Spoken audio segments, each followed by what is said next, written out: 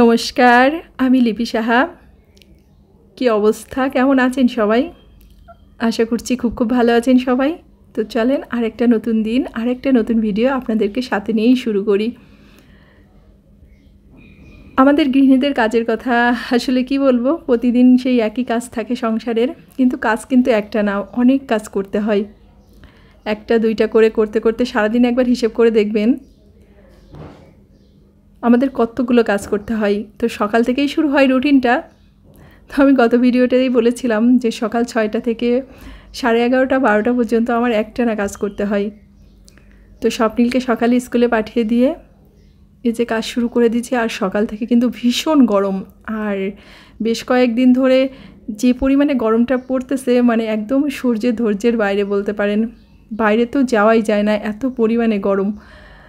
তো সকালবেলা এখন প্রায় 7টা মতো বাজে, তাই দেখেন আমার রুমের মধ্যে কতটা রোদ এসেছে।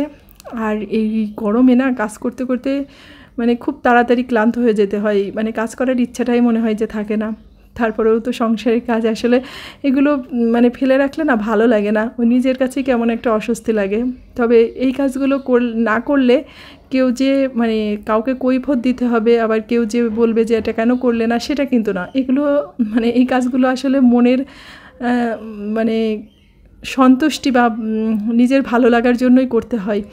তো যাই হোক, একটু কষ্ট করে সকাল সকাল কাজগুলোকে গুছিয়ে নিলে দুপুরের পরের থেকে আর কি ওই কাজের প্রেশারটা থাকে না, তখন একটু ছেলেকে সময় দিতে পারি। এজন্যই সকাল সকাল আর কি কাজগুলোকে গুছিয়ে নিই। তাছাড়া এখন যদি আমি ঘুমিয়ে থাকি বা রেস্ট নিই তো আমার কোনো ব্যাপার নেই, কারণ আমার হাজব্যান্ড অনেকটাই দেরি করে বাসা থেকে বের হয়। তো এটাই আর কি ব্যাপার। তো এদিকে একটু মানে চুলের জন্য প্যাক বানিয়ে নিচ্ছি। এখানে টক দই আর একটু ডিমের সাদা অংশ নিয়েছি। কি বলবো, এই গরমের মধ্যে না ভীষণ চুল পড়তেছে। তো যতগুলো মানে হোম রেমেডি জানি মোটামুটি আর কি দেওয়ার চেষ্টা করি, কিন্তু খুব একটা মানে সফল হচ্ছে না বর্তমানে। মানে এত পরিমাণে চুলটা পড়া শুরু হয়েছে যে কী দিয়ে কী করবো ঠিক বুঝতে পারতেছি না। তো আমি বাইরে বা পার্লারে কখনো ট্রিটমেন্ট করাইনি চুলের, তো ওই বাসাতেই আর কি যতটুকু পারি সেটাই করি।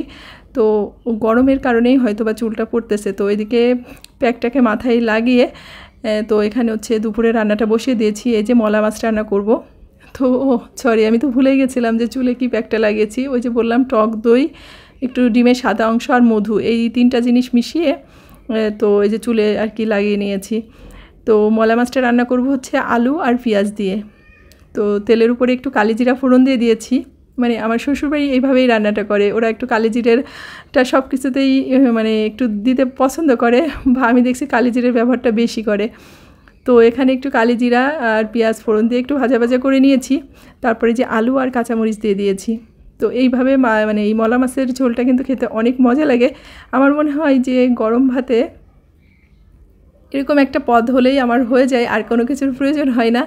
তো এখানে আলুটাকে একটু ভাজা ভাজা করে নিয়েছি, নিয়ে তার মধ্যে একটু হলুদ আর একটু মরিচের গুঁড়া দিয়ে দিয়েছিলাম। তো সেটাকে একটু নাড়াচাড়া করে যে পরিমাণ মতো আর কি ঝোল দিয়ে দিলাম। তো রান্নাটা একদমই সহজ এবং খুবই সাধারণ একটা রান্না, কিন্তু খেতে কিন্তু অসাধারণ লাগে। তো এদিকে ঝোলটা ফুটে উঠেছে, আর যে মাছটাকে ভেজে রেখেছিলাম, মাছটা কিন্তু একদম হালকা করে ভেজে নিয়েছি। অনেকে এটাকে না ভেজেও রান্না করেন, কিন্তু আমাদের বাসায় একটু ভেজে নিলে আর কি সবাই পছন্দ করে বেশি, তাই হালকা করে একটু ভেজে নিয়েছি। তো এই মাছটাকে দিয়ে দিয়েছি, দিয়ে এখন একটু ঢাকা দিয়ে দিব। আর বললাম না এখানে মানে খুবই হালকা পাতলা একটা রান্না, খুব বেশি মশলার ব্যবহার নেই। তো এখানেই নামানোর আগে একটু ভাজা জিরের গুঁড়া যে দিয়ে নিলাম। তো এখন এটাকে নামিয়ে নেব। এ পর্যায়ে সব কিছুই চেক করে নিয়েছিলাম, লবণ মরিচ সব কিছুই ঠিক আছে। তো এখন তরকারিটাকে নামিয়ে স্বপ্নিলের আর কি খাবারটা দিয়ে দিব দুপুরের জন্য। তো দুপুরে হচ্ছে খাওয়া দাওয়ার পরে আজকে বিকালে হঠাৎ করেই একজন প্রতিবেশী ভাবি আমাদের বাসায় এসেছিলেন। তো ভাবির সাথে আমার খুব ভালো সম্পর্ক, সবসময় ভাবির সাথে কথা হয়। সে আমার স্টুডেন্টের মা। তো একজন ভালো প্রতিবেশী হওয়া বা অন্যের সাথে সুসম্পর্ক বজায় রাখা, এটা কিন্তু খুবই গুরুত্বপূর্ণ। তো ভালো প্রতিবেশী পাওয়াও যেমন ভাগ্যের ব্যাপার, তো ভালো প্রতিবেশী হওয়াটাও কিন্তু অনেক একটা ভালো গুণ বলতে পারেন। ওলি বাবা, পিঙ্ক কালারের জুতা নাকি এটা? বাবা, আচ্ছা আচ্ছা। তো এই দিকেই যে ভাবি আসছে, দেখেন ভাবির হাতে বড় একটা ব্যাগ। সে আসার সময় স্বপ্নিলের জন্য আর কি মজার মজার রান্না করে নিয়ে আসছে। কি কি রান্না করছে সেটা আপনাদের সাথে একটু পরেই শেয়ার করব। তো ভাবির সাথে অনেকক্ষণ বসে গল্প হয়েছে, আড্ডা হয়েছে। তো এখন আপনাদেরকে দেখিয়ে দিই, ভাবিটা চলে গেছে যে কি কি আর কি এনেছে। তো এখানে হচ্ছে স্বপ্নিলের জন্য এনেছে মুরগির মাংস, তারপরে ডিম ভাজি, চিংড়ি মাছ ভাজি আর পোলাও। মানে ভাবির হাতের প্রত্যেকটা রান্নাই স্বপ্নিল অনেক বেশি পছন্দ করে। তো এই যে ভাবি এগুলো সব এই যে নিয়ে আসছে। তো আজকের ভিডিওটা এ পর্যন্তই। সবাই ভালো থাকবেন, সুস্থ থাকবেন, আর অবশ্যই সাবধানে থাকবেন। ভিডিওটার যদি কোথাও এতটুকু ভালো লেগে থাকে অবশ্যই একটা লাইক করবেন, কমেন্ট করবেন। বেশি ভালো লাগলে অবশ্যই শেয়ার করে দেবেন ফ্রেন্ডস এবং ফ্যামিলির সাথে।